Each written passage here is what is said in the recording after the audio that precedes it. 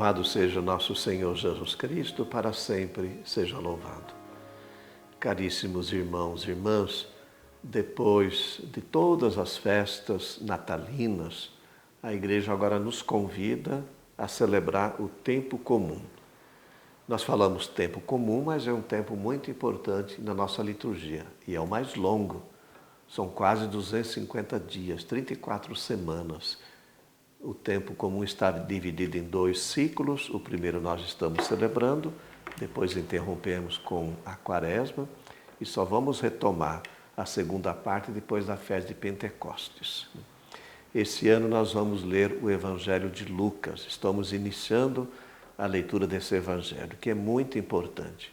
Então, gostaria de partilhar com vocês algumas informações desse homem, desse autor, desse evangelista, chamado Lucas, que Paulo falava que era um médico muito querido. Ele não conheceu Jesus pessoalmente, mas através dos apóstolos, da igreja e principalmente através de Paulo. Ele foi um grande companheiro de Paulo. E ele escreveu 2 obras, Um Homem Culto, era um grego que se converteu ao cristianismo, e essas 2 obras elas foram dedicadas a um homem chamado Teófilo. Não sabemos quem é, se era alguma liderança da comunidade. É importante que o nome Teófilo significa amigo de Deus. Então, dá a impressão que Lucas quis escrever 2 obras abertas para os amigos de Deus. Lucas é o teólogo do Espírito, porque aparece muito essa presença do Espírito que vai conduzindo as pessoas, que conduziu Nossa Senhora, conduziu Isabel, Zacarias, conduziu Jesus, os apóstolos, depois as lideranças da nossa igreja, e é o que nos conduz hoje. Também é o teólogo da misericórdia, só basta vocês lembrar as parábolas do capítulo 15, são parábolas da misericórdia, que só Lucas narra, principalmente a parábola do filho pródigo. E uma imagem também muito forte é a imagem do caminho. Quase a metade do seu evangelho, a partir do capítulo 9, versículo 51, diz que estava na hora de Jesus ser arrebatado para o céu. E ele tomou a firme resolução de seguir para Jerusalém. E faz esse caminho. É muito mais do que um caminho geográfico, saindo lá do norte, de Nazaré, da Galiléia, indo para Jerusalém. É um caminho espiritual. Nós sabemos o que aconteceu lá em Jerusalém. É onde se consumou tudo, onde Jesus entregou a sua vida. Então, é o caminho de Jesus. Depois também o caminho da igreja nos Atos dos Apóstolos. E nós somos convidados também nesse tempo comum a fazer esse caminho com Jesus, lendo esse Evangelho. A passagem desse domingo tem 2 momentos, 2 partes distintas. Primeiro, uma espécie de um prólogo. Lucas fala que recolheu da tradição todo o material e fez um trabalho assim bem ordenado, bem preparado. E a segunda parte, logo depois do batismo e daquele retiro que Jesus fez no deserto, ele foi conduzido pelo Espírito, olha a presença do Espírito, e foi para Nazaré, sua terra, e participou num dia de sábado da liturgia na sinagoga, que era muito simples.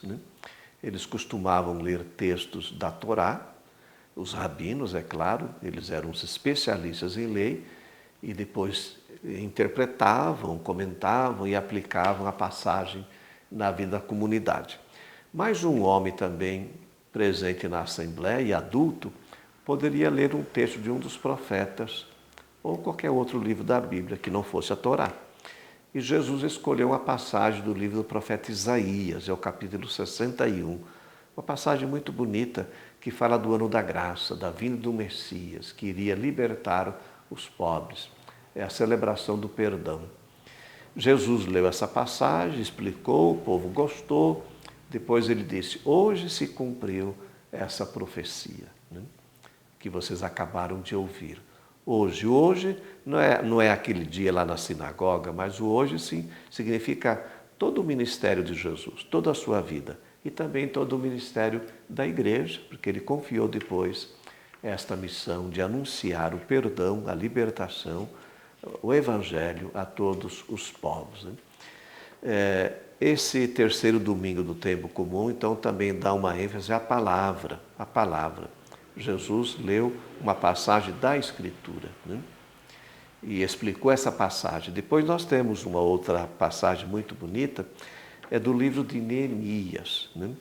É uma leitura que o sacerdote Esdras fez do livro da lei, e na palavra de Deus toda a comunidade encontrou um instrumento para congregar de novo aquele povo, reunir aquele povo. E o texto fala que eles ficaram um tempo longo lendo, né? E o sacerdote ia explicando. O povo ia aclamando, chorando, né? Celebrando essa festa.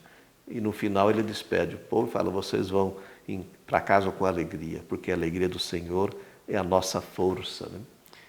Também, irmãos, nós vamos ler uma passagem da carta de São Paulo aos Coríntios, a primeira carta, e Paulo exorta a comunidade à unidade, né? A comunidade é um corpo, né?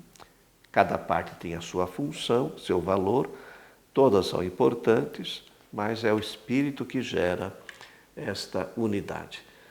Vamos caminhar com Jesus nesse ano do jubileu, da esperança, acolhendo essa mensagem de esperança, de confiança, de misericórdia, de paz que Deus nos transmite através do Evangelho de São Lucas. Que a bênção do Deus Todo-Poderoso, que é Pai, Filho e Espírito Santo, desça sobre vós e permaneça para sempre. Amém.